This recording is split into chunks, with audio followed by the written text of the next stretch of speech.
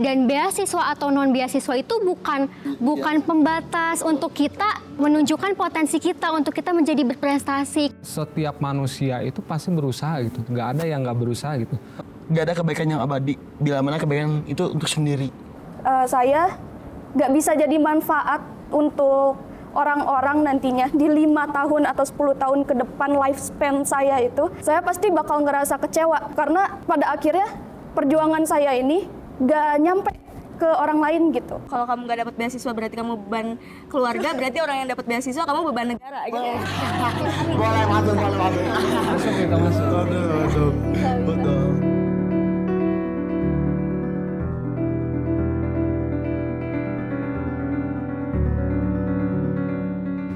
Mas Squad, kita sekarang ada di segmen terakhir. Segmen yang kalian semua udah nggak asing lagi.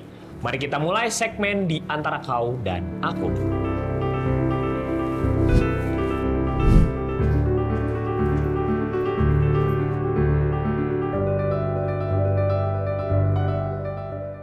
Baik, Mas Squad. Sekarang kita masuk ke segmen di antara kau dan aku. Di sesi ini, 8 peserta akan duduk bersama dan membahas satu pernyataan netral untuk mencari titik tengah dari berbagai pandangan mereka. Setiap peserta diberi ruang yang sama untuk berbicara secara terbuka dan reflektif tanpa saling menyenggah atau memotong pembicaraan.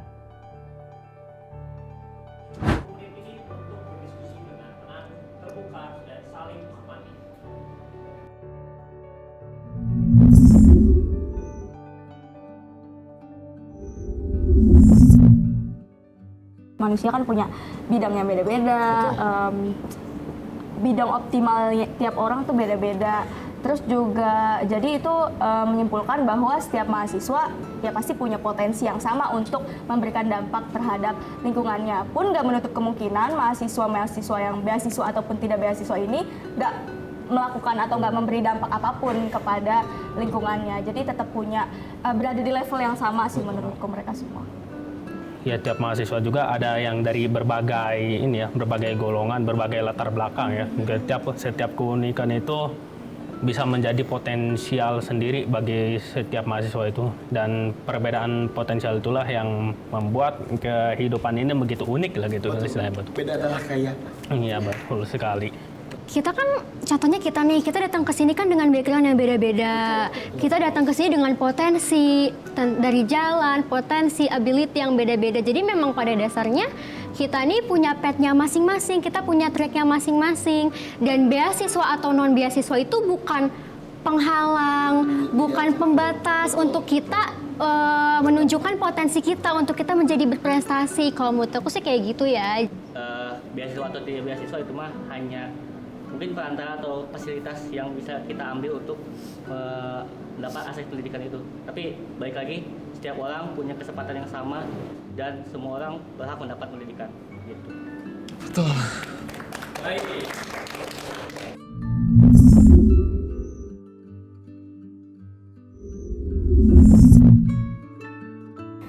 Kalau menurutku, aku baru aja nonton salah satu film kemarin judulnya Good News, mungkin kalau teman-teman tahu, dan ada suatu quote di sana yang bilang bahwa di fakta ada di balik bulan, tetapi bukan berarti sisi depannya itu berdusta. Jadi maksudnya kayak ya mungkin di sisi depan bulan ini terlihat bahwa anak-anak beasiswa effortnya sangat-sangat besar, usahanya bisa jauh lebih terlihat dibandingkan yang lain, tapi bukan berarti orang-orang yang tidak memiliki beasiswa pun tidak sama berusahanya dengan mereka.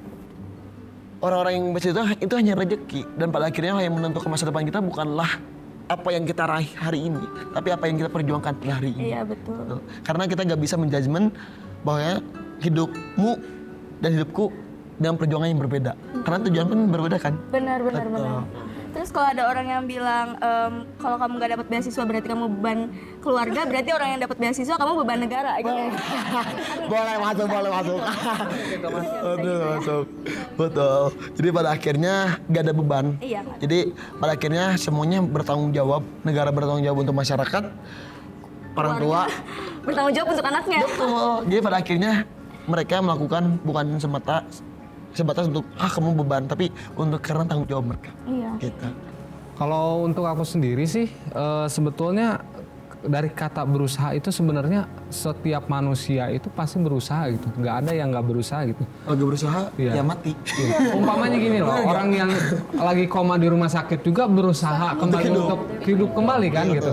Jadi tidak bisa dijadikan perbedaan gitu. Dan usaha juga termasuk indikasi dari orang beasiswa gitu yang mendapatkan beasiswa. Untuk mendapat beasiswa kita harus berusaha juga kan. Tapi yang menjadi perbedaannya di sini adalah priority of itunya, usahanya gitu. Prioritas usahanya seperti apa gitu. Ada mungkin orang yang tidak mendapat beasiswa, mungkin usahanya juga dialihkan ke yang lain gitu. Mungkin saja dari kondisi ekonominya, keluarganya, sehingga dia harus berusaha dulu untuk bekerja atau hal lain sebagainya gitu. Dari pengalamanku juga, ya saya sebagai mahasiswa non beasiswa gitu, dan juga menghadapi lika-liku segala macam, gap year, kerja dulu dan lain sebagainya. Apakah itu tidak bisa dianggap usaha karena saya tidak memiliki beasiswa? Kan tidak begitu. Semua orang berjuang untuk hidup. Iya, semua orang juga berjuang untuk kehidupannya gitu. Tidak terlepas pada satu saja gitu, beasiswa.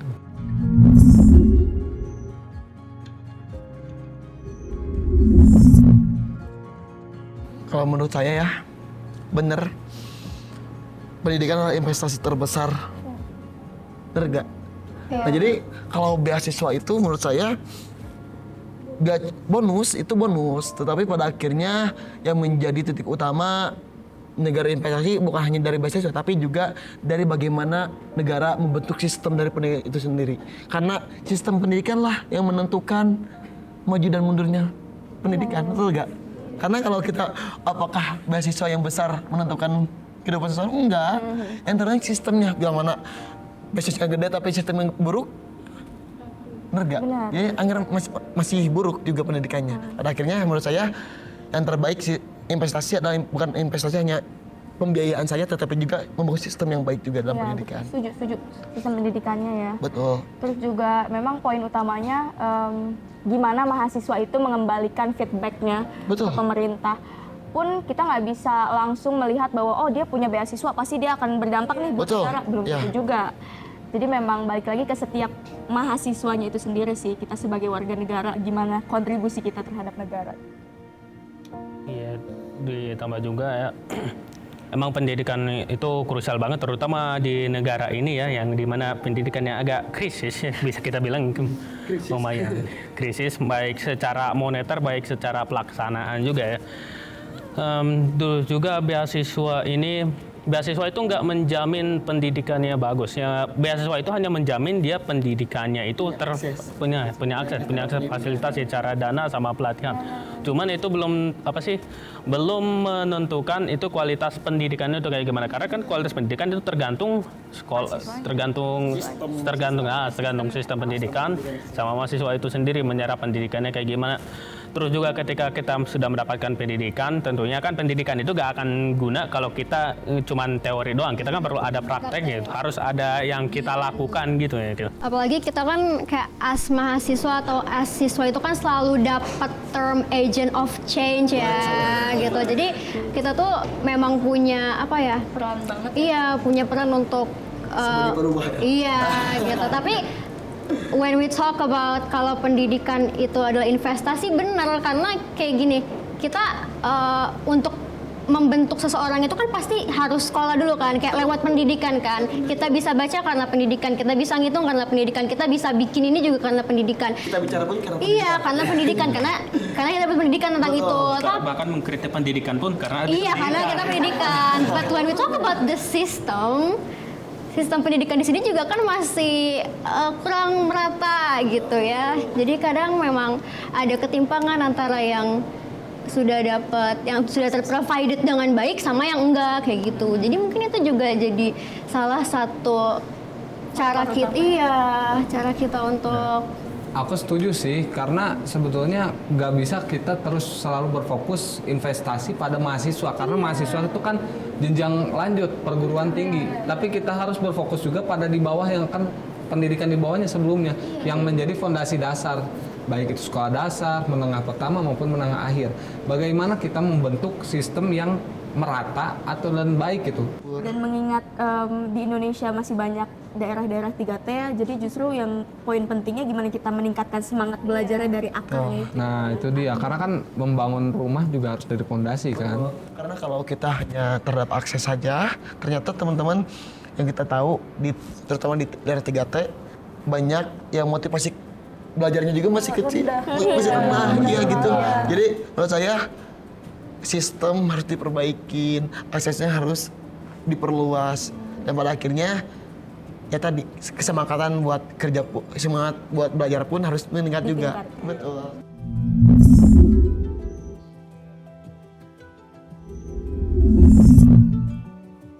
Sangat relate dengan pengalaman saya sehari-hari yang menjadi pontang-panting mencari duit. Jadi kayak kalau menjadi mahasiswa itu gimana ya?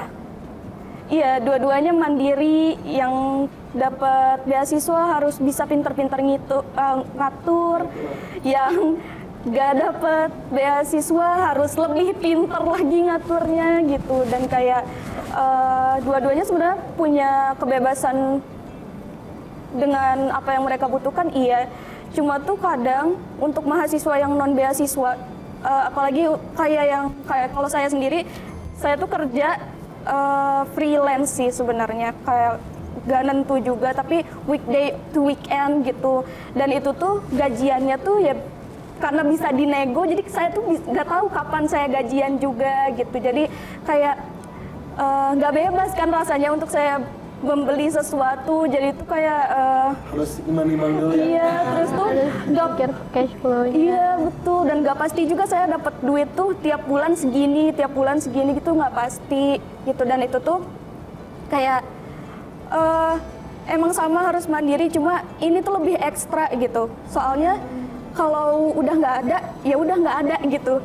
Kalau beasiswa mungkin masih ada yang bisa ditabung sedikit, disesuaikan. Kalau Pada dasarnya manusia itu, setiap orang itu tidak berasal dari start yang sama, kondisi start yang sama, finansialnya ada yang mungkin dari bawah, ada yang mungkin itu. Jadi gak semua orang itu pewaris, ada juga yang perintis.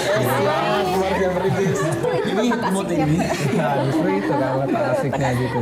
Jadi punya masing-masing orang itu punya start yang berbeda, terutama di mahasiswa gitu. Dan bisa dibilang kalau orang yang benar-benar merintis itu, mereka itu harus berusaha lebih ekstra gitu. Ya analoginya seperti orang yang berusaha dari nol sama orang yang berusaha dari minus berapa gitu, sehingga bisa bangkit walaupun di posisinya tidak sama, tapi di situ kuantitasnya adalah sebagaimana perjalanannya gitu, mencapai ke titik itu sejauh apa gitu. Terkait dengan manajemen dia sendiri, entah dia dalam cara berkehidupan, cara dia bersosialisasi, itu sangat berpengaruh dengan finansial. Nah, terutama tuh juga bagian seberapa keras sih perjuangan dia tuh juga termasuk manajemen dalam diri sendiri kan. Itu tuh sangat berkompleks gitu dalam kehidupan si mahasiswa sendiri, entah itu melalui kebebasan kebutuhan, terutama entah pendidikan ataupun memang ya gaya hidup kayak gitu kan. Karena kayak ya memang kita tuh punya kebutuhannya masing-masing. Kayak tadi kalau misalnya kita dikasih uang 100 juta, ada orang yang pakai 100 jutanya untuk beli barang yang branded, tapi ada juga yang 100 juta itu buat makan karena emang nggak punya uang untuk makan kayak gitu. Karena memang ya kita punya kebutuhannya masing-masing dan nggak semua orang terlahir dengan privilege yang sama. Dan soal kebutuhan juga ya, sebenarnya kita sebagai manusia mempunyai keinginan itu sebenarnya adalah sesuatu hal yang sangat manusiawi ya. Yang membedakan, yang mempengaruhi itu adalah kita itu menyisihkan uang itu antara kebutuhan dan keinginan itu segimana. Kalau untuk dalam kasus saya sendiri, saya sebagai makhluk anomali yang disebut sebagai wibu, kadang kan suka membeli apa sih? Membeli manga gitu, komik-komik gitu. Saya suka mengoleksi. Ya kan mengoleksi komik. Betul. Nah, cuman kan entah karena negara ini agak anomali, harga-harga buku itu biasanya nggak normal. Jadi seharusnya buku itu gratis ya? Enggak gratis juga. Cuman saya nggak yakin harga satu buku komik kita harus 40.000, 60.000. Ya, tapi ya intinya mah ketika melihat harga buku yang ini harga yang agak selangit sih, kan saya harus mengatur mikir-mikir apakah kalau saya beli ini saya masih bisa makan buat besok. Ya, jadi pada intinya background orang juga menentukan kebiasaan hidupnya seperti apa, terus juga cara dia mengelola uangnya gimana. Tapi at the end semua orang pasti menyeimbangkan antara kebebasan dan juga kebutuhannya itu. Betul. Harus balance ya. Betul. Yang penting mah jangan sampai ngutang, guys. Jangan sampai pinjol. Apalagi pinjol, ya Allah.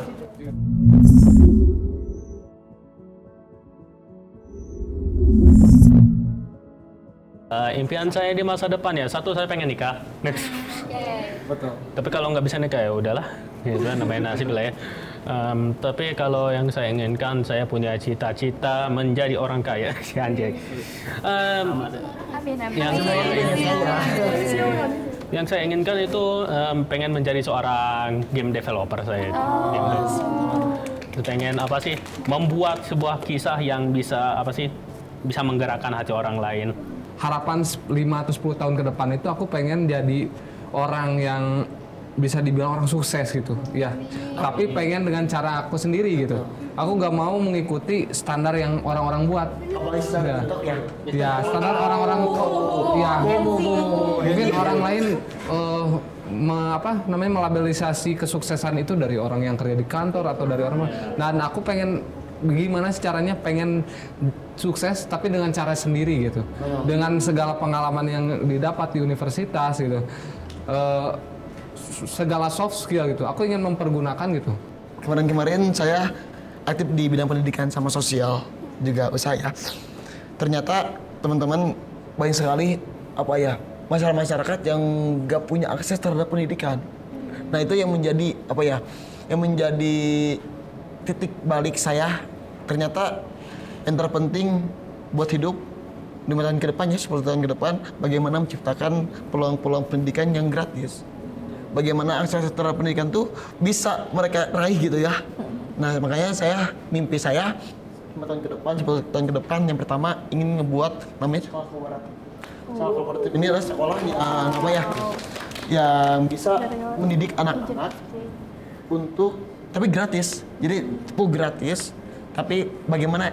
Nah, caranya untuk membiayai sekolah tersebut, saya ada namanya. Jadi saya aktif di bidang usaha yang lain. Misalkan saya buka usaha cuci sepatu, usaha resort atau yang lainnya. Yang penting bisa membiayai.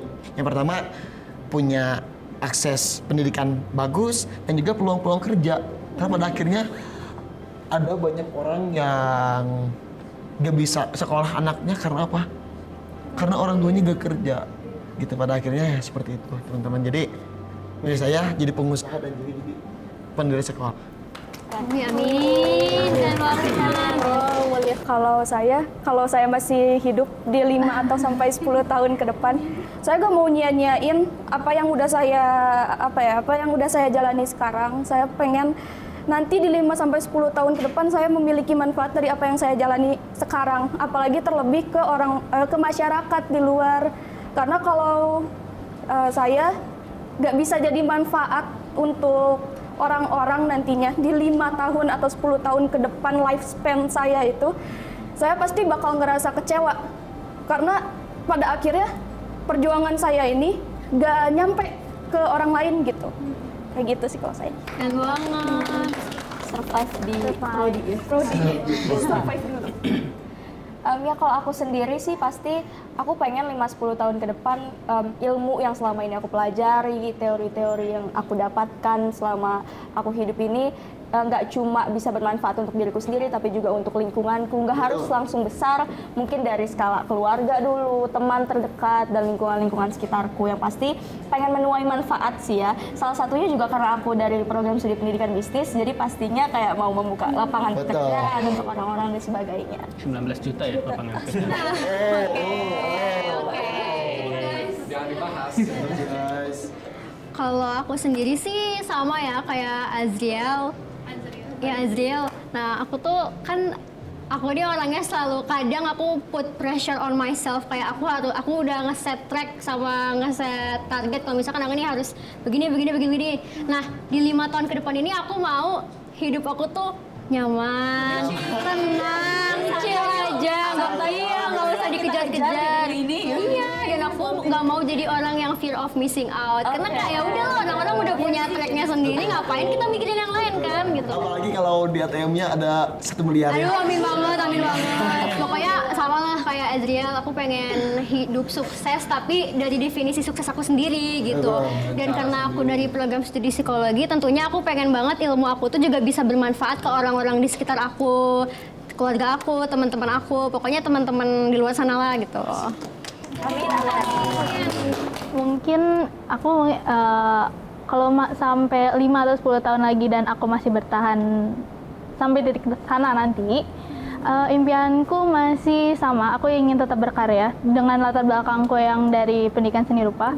Aku ingin buat seni itu menyenangkan, sebuah seni-seni yang inklusif, bisa dinikmati oleh siapapun, dimanapun. Dan mungkin karena memang di latar belakang beberapa dulu sekolahku memang sekolah inklusi, aku sangat berharap bisa semua ruang entah berseni ataupun nanti pendidikan itu bisa diterima oleh teman-teman disabilitas. Aku pengen banget punya latar belakang tetap berkarya, bisa tapi dinikmati oleh teman-teman lainnya, mungkin teman tuli dan lain hal. Terus juga aku pengen banget tuh juga kayak tetap menyeni gitu, bahasanya tetap dengan eksplorasi gitu, dengan nyeni-nyeninya ini. Dan semoga sih memang kalau misalnya secara spesifik aku pengen jadi seorang animator sih. Jangan pakai AI ya. Oh enggak ada. Jangan. Dari gue sendiri, Orang produksi nih. 5 sampai 10 tahun ke depan aku ingin, karena latar belakangku dari film dan televisi, aku ingin membuat film yang berdasarkan atas suara-suara masyarakat yang belum terdengar, dan juga suara-suara yang masyarakat yang belum merasa inklusif dan juga belum merasa dia tuh didengar suaranya. Dan juga karena aku juga pengen menciptakan lapangan kerja juga, karena film juga bisa menciptakan lapangan kerja. Lalu harapan besarku ke depannya adalah sebenarnya bagaimana semua orang itu bisa mengakses pendidikan yang sama. Betul ya. Semua orang bermimpi untuk tujuannya untuk berguna. Betul. Untuk berguna. Karena hidup yang berarti adalah hidup yang berguna, betul. Karena kalau saya punya quotes gitu ya. Oh yes. Quotesnya tuh ini yang menjadi moto hidup saya. Saya punya moto hidupnya tuh kayak gak ada kebaikan yang abadi, bila mana kebaikan itu untuk sendiri. Jadi kayak tadi teman-teman tuh itu baik semuanya, ingin berbuat baik. Tetapi menurut saya gak berarti bila mana kebaikan itu hanya untuk sendiri. Jadi cuman di ini, tapi tadi saya bagus gitu ya. Cloud, terus Hari, Azka, dan juga yang lainnya juga itu bagus. Jadi pada akhirnya mereka melakukan ataupun apa yang dia terima itu untuk berguna terhadap lingkungannya, betul. Pada akhirnya kita bisa menjadi manusia yang berguna tanpa status apakah dia beasiswa ataupun tidak, yang penting kita berguna untuk masyarakat. Lepas itu kita berjuang untuk hidup masing-masing, bukan untuk standar TikTok ya. Kayak Aska bilang, everyone has their own path. Just let it flow. Baik, waktu kalian berdiskusi telah berakhir.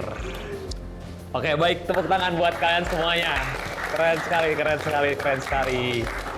Oke. Mas Squad, diskusi dari segmen antara kau dan aku adalah rangkaian akhir dari episode kali ini, sekaligus akhir dari perjalanan panjang dari Suara Mahasiswa. Terima kasih banyak buat semua peserta, narasumber, dan pendengar yang dari awal udah nemenin untuk berbagi pengalaman, berpendapat, dan cerita hal-hal personal yang gak cuma seru, tapi juga membuka mata dan insight baru yang berkesan. Selama beberapa episode ke belakang, kita udah ngobrol soal banyak hal, dari dunia organisasi, akademik, relasi sosial, sampai isu-isu yang dekat banget sama kehidupan kampus. Dan dari obrolan hari ini, satu hal yang bisa kita bawa pulang adalah Kesempatan itu nggak selalu datang di waktu yang sama untuk semua orang. Tapi setiap orang punya cara masing-masing untuk menciptakan jalannya sendiri. Yang penting adalah kita harus terus belajar, terus tumbuh, dan nggak takut buat mulai dari manapun kita berdiri sekarang. Dengan ini, Suara Mahasiswa resmi menutup perjalanannya. Terima kasih banyak buat semua yang udah jadi bagian dari setiap episode, setiap diskusi, dan setiap tawa yang kita bagi di sini. Semoga obrolan-obrolan kita bisa terus jadi pengingat kecil bahwa suara mahasiswa, suara kita yang sekecil apapun itu tetap punya arti. Sampai jumpa di ruang-ruang cerita dan berbagi berikutnya. Terima kasih dan dadah!